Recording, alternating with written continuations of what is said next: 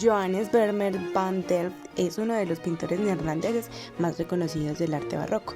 Vivió durante la llamada Edad de Oro neerlandesa.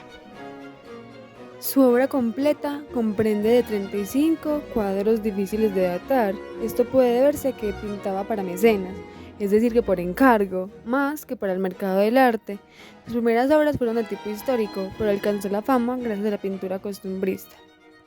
Estas representan escenas de la vida cotidiana, por lo general interiores con una o dos figuras y algunos objetos, plasmados con pinceladas densas y pastosas y con una iluminación que realza el efecto de intimidad y otorga a la escena cierto halo de misterio. Por el rigor de la perspectiva y los reflejos se ha llegado a sugerir que pudo servirse de una cámara oscura para producir sus obras, que a diferencia del barroco común, la obra de Vermeer carece de muchos adornos, es aséptica, con un aire cristalino, es decir, que muy limpio, muy depurado e intemporal, como si se detuviera el instante en un momento claro y eterno. En la segunda mitad de la década de 1650, Johannes Vermeer cambió su interés hacia la pintura de escenas urbanas y costumbristas. Fue un precursor en la pintura en relación con los principios de la composición. Empleó una división equilibrada de superficies, con las que también expresaba estructuras y situaciones complejas de forma sencilla, y pocos elementos. Además, no empleó tonos grises para representar sombras. Vermeer se destacaba en la restitución de la luz, de la textura, de la perspectiva y de los colores transparentes.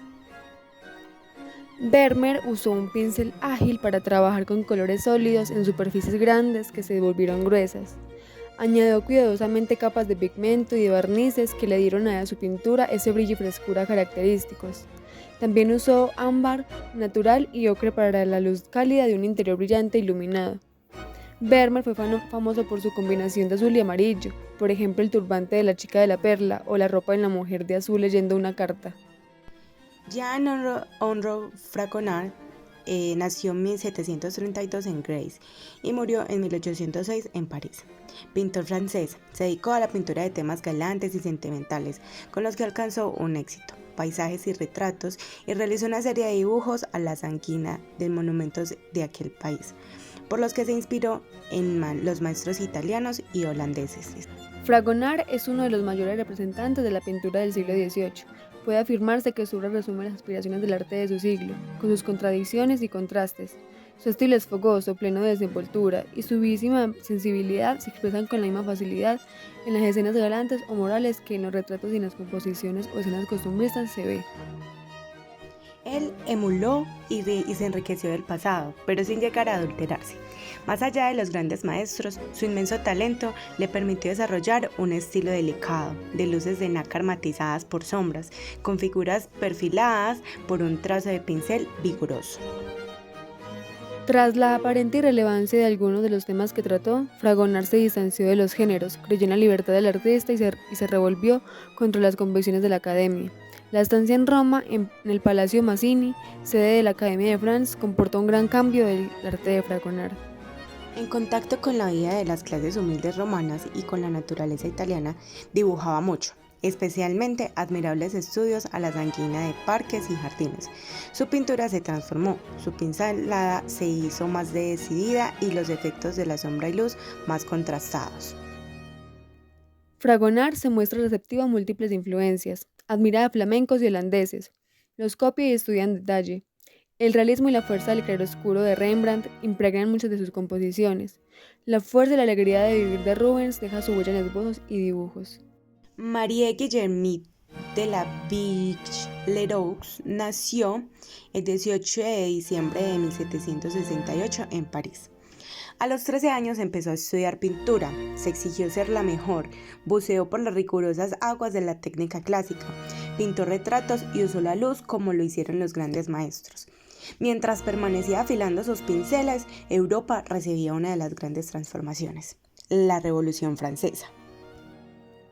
Entre sus lienzos, el que la hizo famosa, uno muy poco convencional, el retrato de una negra antigua esclava, ponía sobre la mesa la existencia de esas personas que durante siglos habían vivido oprimidas e invisibilizadas. Ella las elevó a la categoría de arte, una obra feminista, clasista y antirracista. Eso construyó Benoist, que más tarde abrió su taller para introducir a mujeres a la pintura. Ese fue su gran aporte a este mundo roto. En 1791 realiza la obra La inocencia entre la virtud y el vicio. En esta, en vez de representar el vicio como una figura femenina, lo hizo plasmándolo en una figura de hombre, algo muy poco habitual. En el cuadro del pintor italiano Paolo Veronese en 1580, Hércules es desde luego un varón y abraza a la virtud mientras el vicio intenta agarrarlo con fuerza. En esta obra, la virtud y el vicio son figuras femeninas. Lo que hace Benoist es una institución masculina para poner en el centro de la escena a la mujer. El vicio en este cuadro es el hombre y es quien intenta tomarla, pero la virtud es mujer y es con quien finalmente su Hércules, que también es mujer, se queda.